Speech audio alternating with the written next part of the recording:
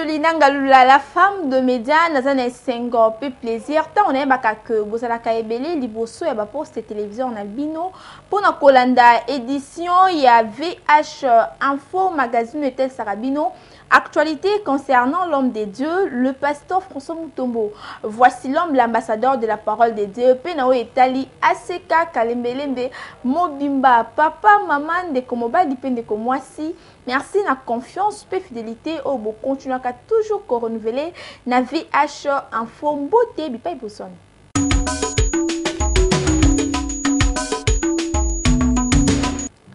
Ouverture officielle, il y a dédicace, il y a année 2019 et c'est les maquis qui toko makasi. Mokolo el dimanche 6 janvier 2019 na ACK Kalembelembe, lipa iwapi louange ya kafu kafu et ça qui au rendez-vous à travers image ya S qui konda na commentaire ya Flamand Noir Bolanda.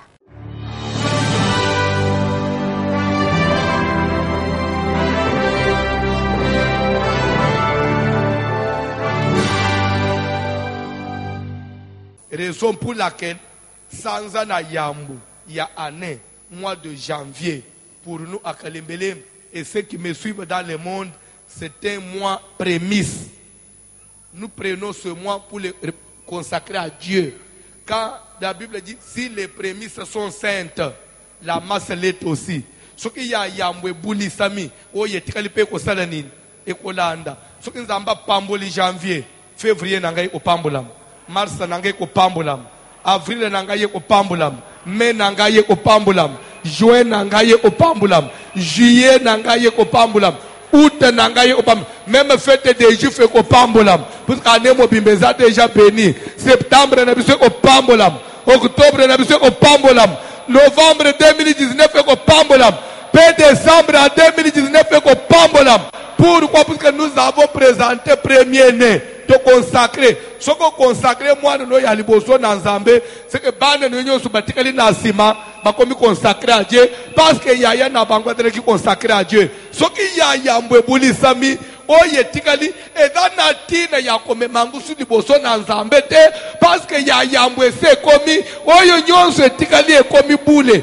Quand on donne à Dieu le premier salaire, tout le reste de votre salaire est déjà béni. La dédicace faite ya prémisse. Bipa iwapi, mwana na nzambe nyoso na ACK Kalembelembe ayaki ko dédié année na maboko ya nzambe. Mois de janvier, premier mois ya 2019, ACK Kalembelembe et longo na l'homme de Dieu, le martyr du moment, l'homme à la tunique de plusieurs couleurs, le pasteur François Mutombo, voici l'homme, pena ba chrétien nyoso, ba binela ki Seigneur Jésus-Christ, na rythme ya ouverture ya dédicace. C'est bon! Obio, obio, obio, obio.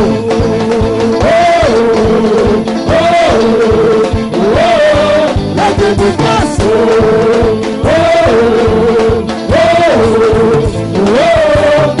Réjouissons-nous de la Seigneur, il a dit, les louanges, nous sommes les cris de joie.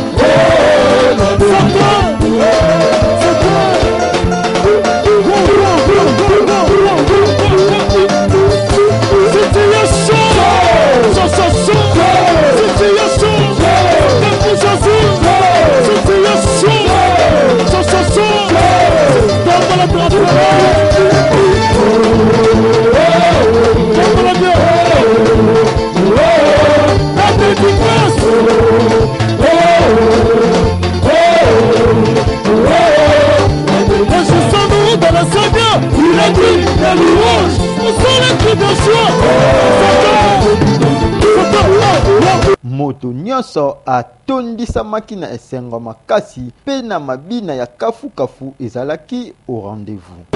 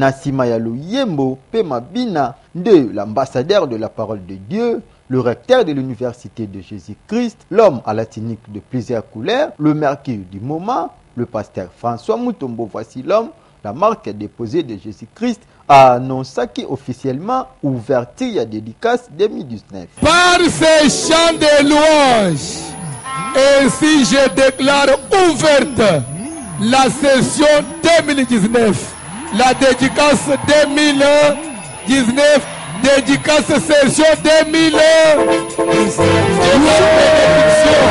La grâce du Seigneur, l'élévation, la réussite vous accompagne tout au long de cette année.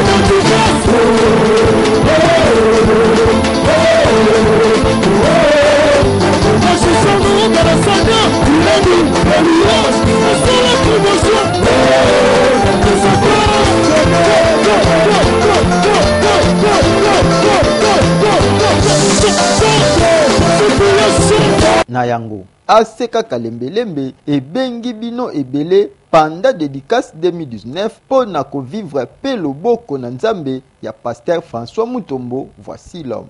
Ainsi voici l'homme azo fongola dédicace 2019 par ce petit message.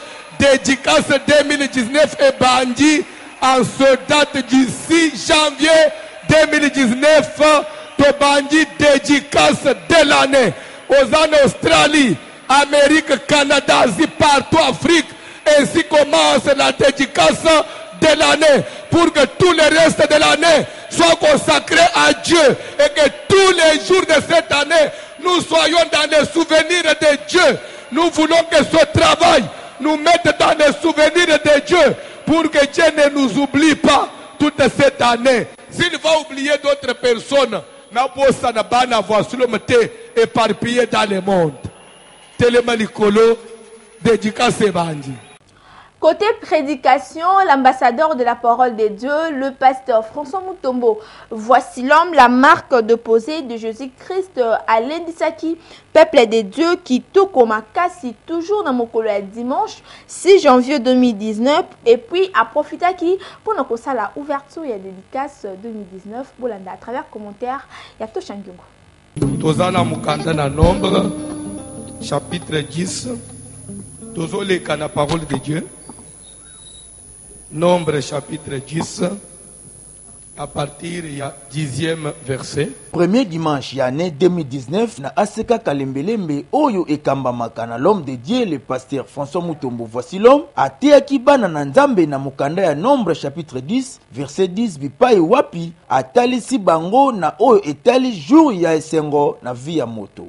Bible zoloba que dans vos jours de joie, dans vos jours de joie,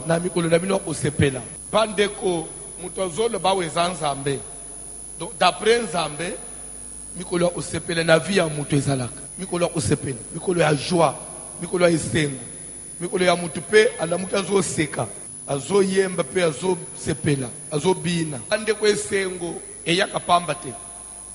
Esengo eyaka suite na likambo muko ya bien, mutu azo bika. Dans une famille. L'ambassadeur de la parole de Dieu, le pasteur François Mutombo, voici l'homme, la marque déposée de Jésus-Christ, a cité quelques sujets de joie. Sujet mususu ya joie. Babali, obali simwana. Un sujet de joie, oui ou non? Surtout na mukili ya lelo yo, babali komi problème. Sujet de joie mususu. Mwana 6 classe. Moi, j'ai un diplôme d'État. Moi, j'ai un diplôme à l'université. C'est un sujet de joie. Papa Nabino va promettre na musala à sous promotion. Soit à Baoutuko nommé, à comme Moutumunene, à comme premier ministre, gouverneur, directeur à banque.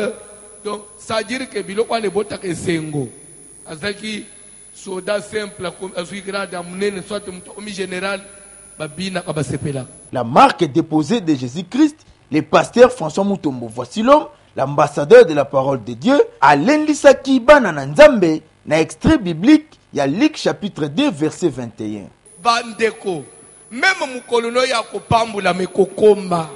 Mukolo na yo ya kofanda pe na ba pepo ekokoma. La Bible dit le 8e jour étant arrivé. En d'autres termes, les jours tant entendus étant, parce que Dieu existe. Qu'on ne te trompe pas. Dieu existe. Comme Dieu existe, tout est possible. Atika mukolo na yo esil ekoma. Mukolo akosili se classe pe osimbi papier na maboko. Mukolo kozale pe osimbi passeport. Ozobi mana visa na kati. Ozokende sikoyi.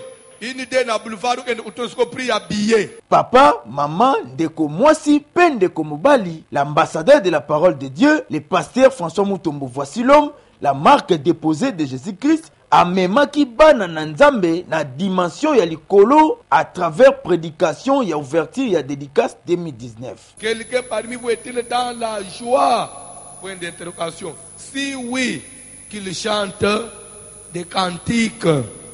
C'est-à-dire qu'il loue Dieu, qu'il se réjouisse, qu'il puisse sauter. Yango Eratakate, interview à Souka et à l'homme de Dieu, le pasteur François Mutombo, voici l'homme, il pas y accorda qui yango na eskikonda.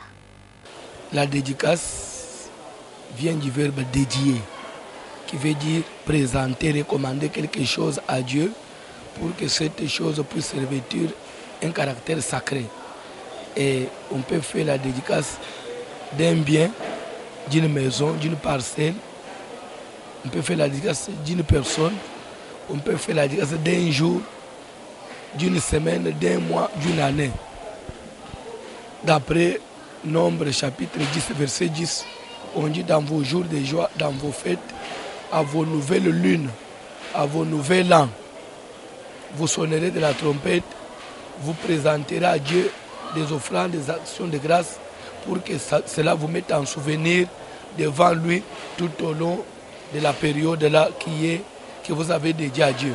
Alors, raison pour laquelle, par rapport à ces versets, dans notre manière de fonctionner, chaque année, mois de janvier, tu dédié à un Zambie comme mois prémisse. Pour ce Zambie, année, Zambie favorable. Pambula mboka, pambula misala na biso ba vie na biso et que année auto en vivre vraiment la kimia, nous c'est de la peser, tout travailler pour tout le monde en ensemble. Oui, na Luc 2, Banina 21, on devait présenter l'enfant après le 8e jour, après leur purification, c'est la loi de Moïse et cet enfant devait être présenté comme premier-né des enfants mâles selon la loi du Seigneur. Quand on dit loi de Moïse, ce sont des préceptes, ce sont la coutume de Moïse. Par exemple, vous ne pouvez pas travailler samedi parce que c'est le sabbat, vous ne pouvez pas manger le sang, tout ça c'est la loi de Moïse. La loi de Moïse, à travers Jésus, s'est accomplie pour dire qu'il y a certaines pratiques des coutumes qui sont tombées.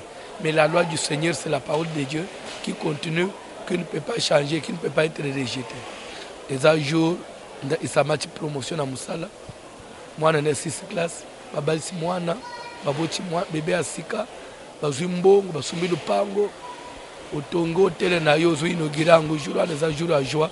Bref, jour à jour, c'est jour à bénédiction, jour à visitation ensemble, c'est les jours de joie. Bible au jour de joie, réjouis-toi, jour de malheur, réfléchis. Na pamboli bango, na tombeli bango, année ya isengo, année de joie, année de fête 2019. Na ngambo ya ba chrétien bango pe batondisamaki na esengo makasi à travers live filmé par Flamand Noir balobaki moko liboso ya caméra bolanda.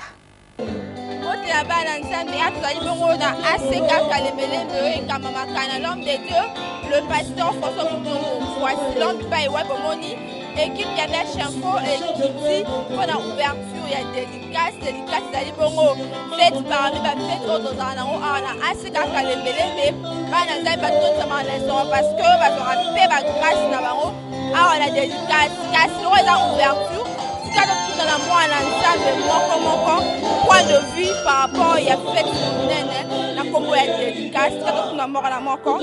mot partagé na bana nzambe na wetali dédicace na biso ya 2019. Oui, dédicace à 2019.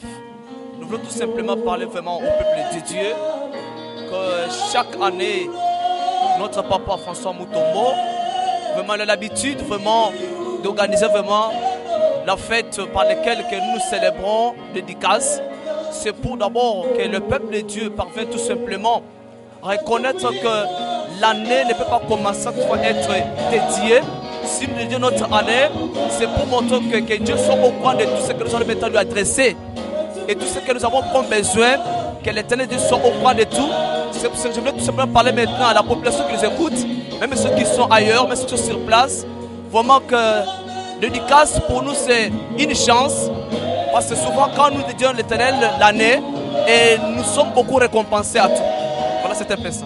Bon, et c'est ça que Nzamba Batela Ebiso pendant 2018, nous traversons na Longo à Côte d'Ivoire en 2019, surtout Biso a on a seka Kalembelembe, les alagamini ba prière, non ba prière na Biso, Nzamba yoka ki Biso à travers na Biso 2019 au Côte d'Ivoire, donc on s'appelle l'issue sa prière à l'élo, au pendant l'issue na dédicace pour battre la Biso. Au long il y a 2019 au Tina Soukala. Bonjour, banana nzambe nyonso. Bozo monara toza en plein dédicace le premier jour ya année. Dimanche ya liboso. Nazo benga pe ba tout bazwa misika ba poussa na place biso tozali. Ba jeune lokola biso ba poussa na ba yoka liloba nzambe. To bandane elongo na nzambe ozala bien. To marcher elongo na nzambe kozala bien. Na pesi bana nzambe nyonso ba mbote misika bazwa mi. Merci. Dédicace 2019, moi Nzambe Nyon Sozan Sengo. Papa Lelo ouverture ya dédicace 2019. Partagez à Bana Nzambe Sengo au vivre Lelo. Bon, Lelo ezali ouverture à dédicace 2019. Bon abiso Bana Seka Kalembelembe, c'est la fête qui commence parce qu'on était déjà bénis. Dès le 31 décembre, tout le le premier, papa annonça qu'il paie Lelo ezali ouverture pour abiso ezali fête. Premier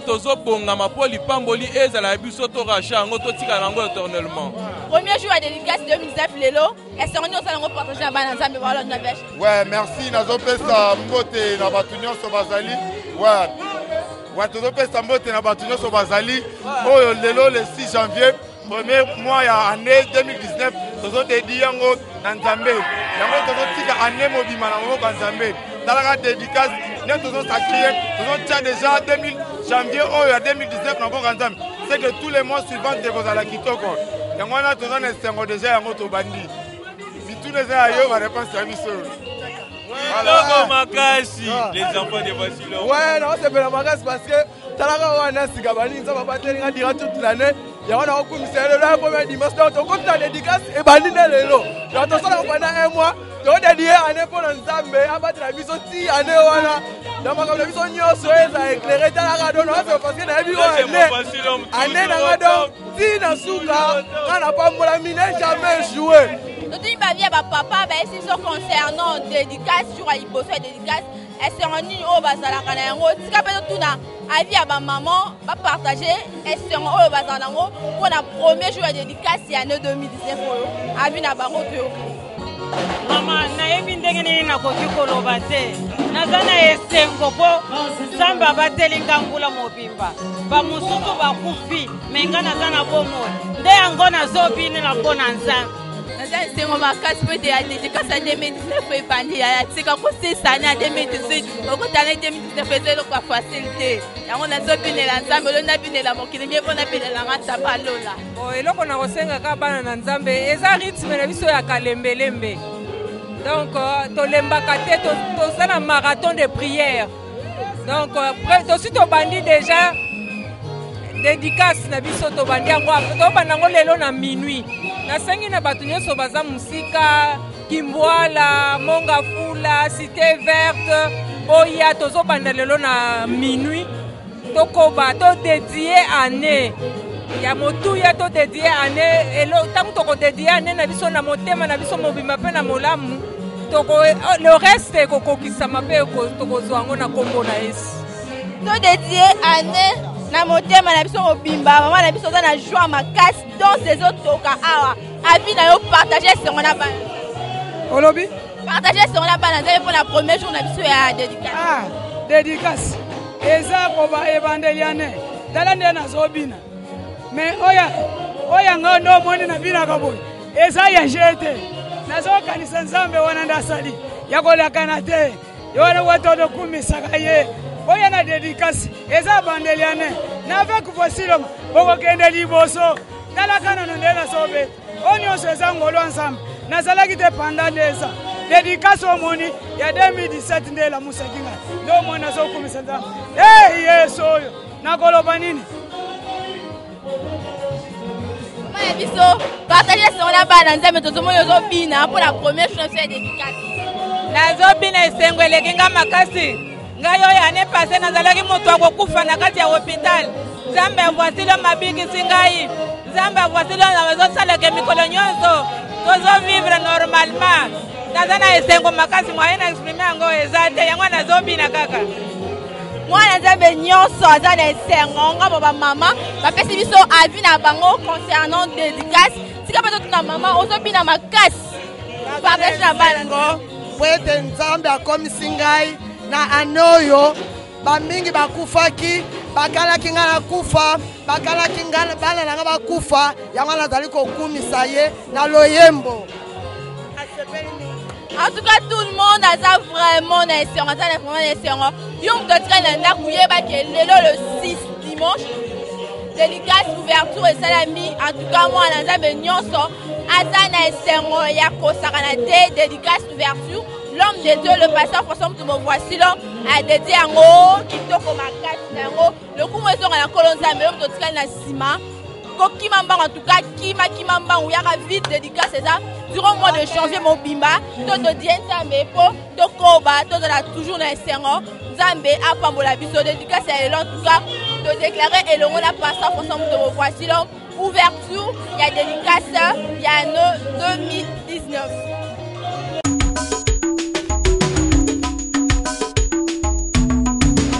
Matthieu chapitre 16, verset 13 à 15. Déjà, vous comprendre votre commune à rubrique Obolingakama Kasi. Biso atonoma yango VH opinion bipa iwapi to kitaka na terrain to tunaka na population qui voici l'ompambate motonyo so alingaka yeba nini balobaka pona ye kasi ces derniers temps to so laksabino ba opinion o écartonaki durant l'année 2018 Bolanda à travers éléments o cette no aponi pona bino.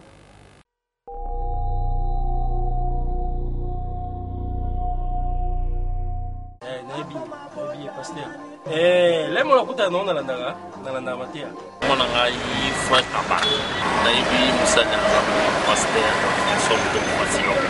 Un jour nazolanda émission Voici-l'homme tango ebibisika, c'était en 2006. Moi de ma nature je suis chrétien lingaka ceux qui navandi na ndako nazozape bien radio a tombé sur Voici-l'homme un jour na radio. Puis il prêchait sur les songes avec l'enseignement sur les songes. Il a énuméré par étape par étape il y a pas songe, ici conséquences, ici tout ça. Et tombé que moment où on a j'avais des problèmes sérieux dans ma famille.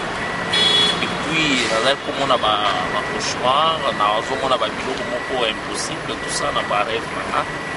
Il a prêché à toucher qui peut mon pot et j'étais aussi touché. C'est pourquoi dans le final on a mis ça dans la poussa dans le banda nayaka kokusa na pembeni ya mosali ya nzambe wana pasi longo banafata mate enseignement na ye naza vraiment calme mate na ye efortifianga na makambo ebele nazali kosambela quelque part. Mais dimension oyo enseignement ya Voici-l'homme ememi ngai tina koma yake je suis responsable de ce que vous me voyez tina ina plein boulot c'est grâce na enseignement na ye c'est pourquoi nazoloba maté na ye bakisaka un plus na vie na ngai conseil mingi ce que je peux donner marche oyo aza na atelema na position na ye. Aujourd'hui il y a des serviteurs de Dieu oyo bazodérouter nzela ya nzambe. Je suis pasteur, je prêche à la communauté par l'expérience. Mais nandinga na landa fasilon azana vocation azana pe bingana fona futi eza na lité mo aparala si mwana mukie ya donc mwana mukie akoki kobala te donc façon développer kango na mona vraiment qui est albaga ce qui est vrai en plus à partir de là l'état qui peut voir même et quand on va un peu na page l'état peut atteindre un peu moins de 18 ans dans ces 18 ans j'ai pas kobala te donc ba raison un peu ça qui vraiment vraiment azalé na raison c'est dans ça mais ça qui a basé donc à continuer à matisse sous ba maté à ils sont solide en plus ba ser ba neni ya kolata kutu akuna sije wana ba ser ba neni ya kolata vraiment ta na kati église na ye ba ser pena bazalaka exemplaire quoi. Oui, naïbie, randa maté naï très bien. Bon, maté naï était en amambélé, de nos couvents dans la bala, de nos couvents dans la baninga, de nous pour un peu que mouton a quoi il s'amoté yépé, à l'end de la maté à au côté à épée touché et celle peut quelque chose na vie naï. Dans un nom c'est dans un vraiment solo, nous avons notre salle beaucoup naï, vraiment le colon naï. Bon, nous allons en maladie, na té chaîne naï na TV, tant aux autres ya. Alors ça va sujet na ba prière na ye na ba verset na ye na otangango dans la mona pende salanga ma quelque chose na vie na nga na zop na guérison na bika donc elo na lobelaka pasteur alembate apna musana nzambo nzamba tsa loboko ya pona donc a foxé kara a biksa ka ba o ya zo biksa juste to bika la boye la grâce na ye dans la matin na ende mtu échanger ba vie na biso échanger ko ba caractère na biso donc nyoso eli kamalam nzambe fama pambola ye ouais pasteur Vosilom on a pasteur na naïbi on a ngami na kaina si je m'amuse pas na RTVH na ngami na télévision na ba prédication na tala ngami je suis pasteur Vosilom na personne dans moto pasteur je vous aime beaucoup l'homme de Dieu d'abord l'homme de la parole vivante na pasteur on a découvert ce qui est pas naïe et là, à communauté micro, on a dit la spiritualité. Il fait de parler sur la spiritualité et d'akingaï. La prédication est vivante. Et puis ça motive une personne. Et ça, comme la spiritualité. Parce qu'elle a focalisé sur les jeunes, surtout quand je parle de jeunes, nous, vous, nous avons des téléspectateurs, nous avons des bassi. Parce que avant de dire que la basse est malédiction générationnelle. Et je me suis dit que futur na biso non na la nila ki ango en tout pasteur coup de chapeau et ce que ça dit et sur moi qui ngai to la ki ndenga atalisa ki biso généralité ya nini ya malédiction ndenga yaka et où t'es pas nani la génération qui te tia que pas na biso so ma fille mususu fai mususu ma bota mana yango alors tellement moi na moi so kutana o afali na malédiction générationnelle ce que sanga na yé et là tu parce que pour longo après ce qui ma condition c'est ma condition en tout cas na mega kolanda yango j'ai vite compris que ça va et les cas bien pasteur voici l'homme je viens de vous dire que je vous aime beaucoup comme conseil na gopé ça et d'accord kolanda parce que quand une personne a ça biloko ya bien na nation surtout la nation congolaise te bulisa buntsaka bino mingi kolanda ba mabakute kozala distraité pasteur parce que tu as la grâce de l'Éternel ce que lui distraction au côté où musala nzambe o nzamba tinio au kango na ba amida perdu au sunga biso na musala nzambe aux habitudes de musala nzambe benjure ekoya calomnie ekoya critique ekoya encouragement de yango de pesa donc c'est vraiment zala fort l'homme de Dieu. Pasteur Voici l'homme, c'est un pasteur que je connais, c'est un pasteur que j'admire beaucoup et na enseignement na ye na musala zali kusala et musala zali komona là. Voici l'homme, tant à bandi d'abord radio avoir la télévision, à zéro loué pendant la radio est qui n'a le pas pendant la kuna et non honnête. Sur le lobby, papa n'a foutu à bien jour tel, jour où on a peu bon roya. Donc, ils ont monté à l'Osalan Zambe, n'a bien malam, et bien malam. Et puis j'ai beaucoup d'appréciation, j'ai beaucoup d'estime. Les gars naïe, n'a moussa d'ali kusala koba, n'a moussa d'ali kusala. Je sais que moussa doit abisso, ils ont l'habitude de belé, bah critique ça est belé, mais à la caliboso. À continuer la mission au Nzambe à Pessi. Là, on a la prédication à Yemingi et fortifier parce que la prédication aux autres édifiés biso. Parce qu'il faut que le bananza mettant le bimaka, il y a toujours des gens qui sont touchés. La prédication na ye, makamazali osala. so la prédication les a efficacité toucher la batte mais le bateau ya rebelle te kolanda ye so batte bele baso ya kolanda ye koyoka ye c'est-à-dire que eloko moko ya nzambe za kati na ye o azali kolobela bato po balande na makambo azali koyebisa bango akobaka na nzela na ye akoba na nzela azali kosala akonde na vision nzambe apesi ye nzambe ayebi ti place nini akosukisa biso tozali bato a préparer relève moko ya bien parce que tozokola lobi tokozala sunu makasi tozala nango lelo te a préparer relève oyo tozope relève lobi ntango tozali te